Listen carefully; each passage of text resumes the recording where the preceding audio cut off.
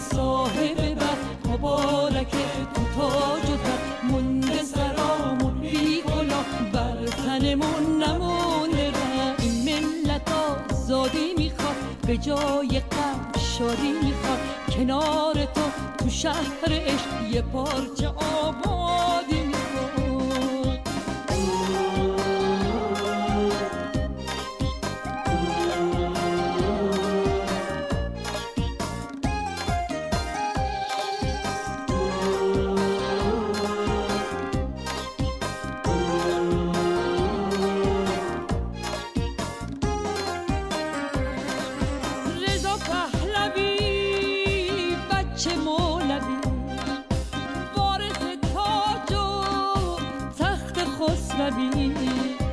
انتظارمون روز شاهیت سرفرازیمون پادشاهیت شاهزاده صاحب بر مبارک تو تاج و تر مونده سرامون بی کلا بر تنمون نمونده رفت این ملت آزادی میخواد به جای غم شادی میخواد کنار تو شهر عشق یه پارچه آبادی میخواد یه پارچه آبادی میخواد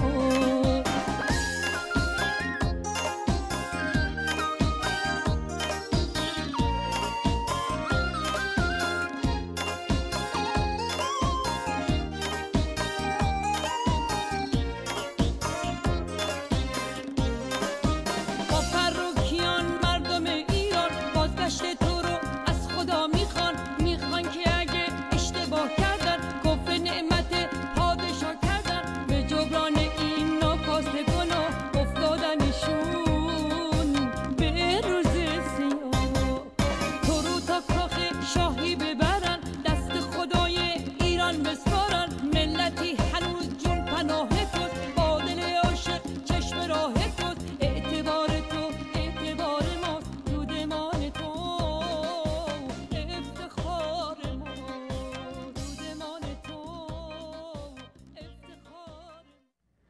با درودی دوباره بینندگان گرامی، پرویز اصلانی هستم. برنامه گوشه‌های پنهان تاریخ ایران و این بار ویژه برنامه‌ای به مناسبت زادروز شاهنشاه رضاشاه دوم. بینندگان گرامی، پیش از این هم در برنامه‌های دیگر گفتم که تنها ایرانی که در بین این 70 میلیون ایرانی که الان هست رهبر زاییده شده، برای رهبری اصلا وجودش برای رهبری ایران به وجود اومده و از زمان زاده شدن تربیت شده برای رهبر شدن و شایستگی این کار رو داره. تنها شخصیتی که در جهان به عنوان رهبر شناخته شده، شخصیت ایرانی منظورم، رضاشاه دوم. اگه یک کسی هم الان بیاد مثلا تو سن 30 سالگی ادعای رهبری بکنه، شرایط ایشون رو نداره.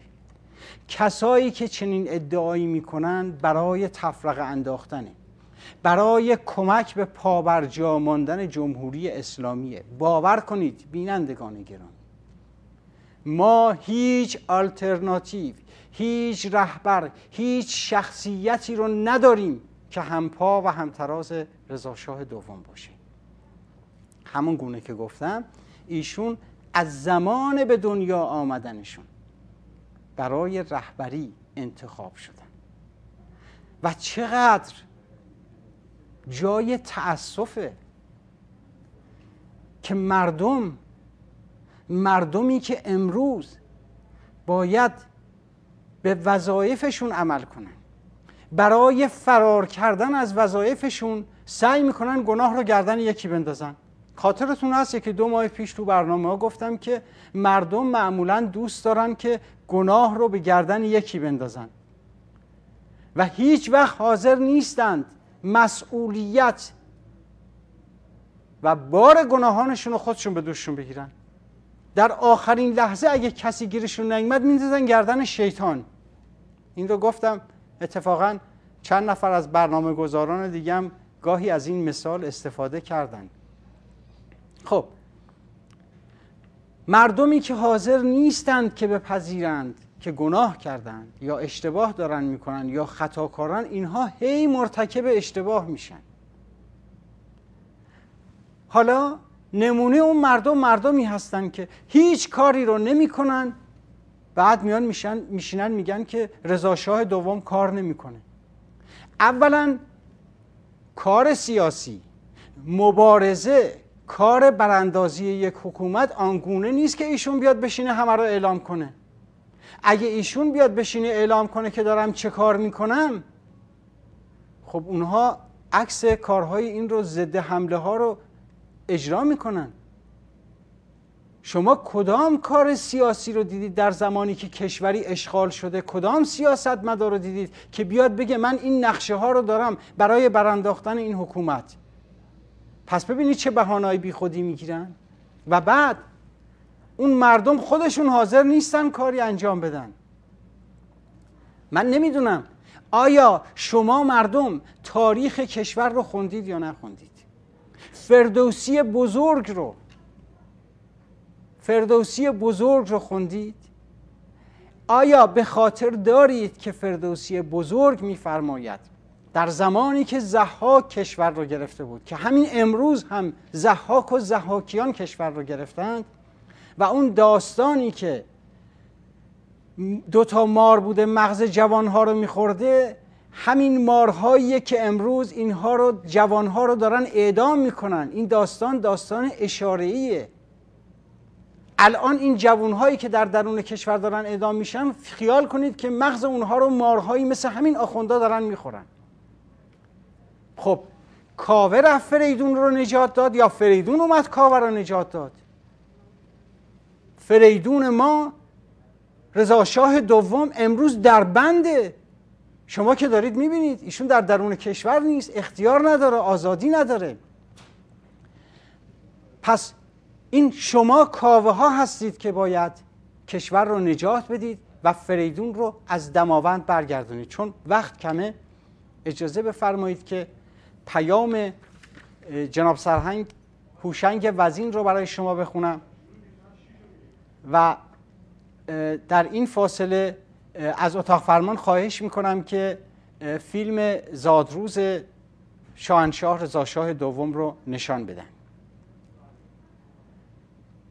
پیام سرهنگ ستاد هوشنگ وزین به مناسبت 9 آبان زادروز رضا شاه دوم. شاهنشاه رضا شاه دوم، وارث قانونی تاج و تخت شاهنشاهی ایران و دودمان پهلوی، نوه سپهسالاران ایران زمین، رضا شاه بزرگ، بنیانگذار ایران نوین، فرزند برومند شاهنشاه آریامهر ایران پدر. من سرباز کوچکی هستم که خانزاد آن دودمان بودم، ولی با افتخار و سربلندی همانند سربازان کوروش بزرگ در سپاه جاویدان. همانند هر ایرانی میهن پرست 9 آبان ماه 2519 شاهنشاهی را به یاد دارم. روزی که ملت ایران به آرزوی خود که داشتن ولیعهدی از خاندان ایران ساز پهلوی بود رسید.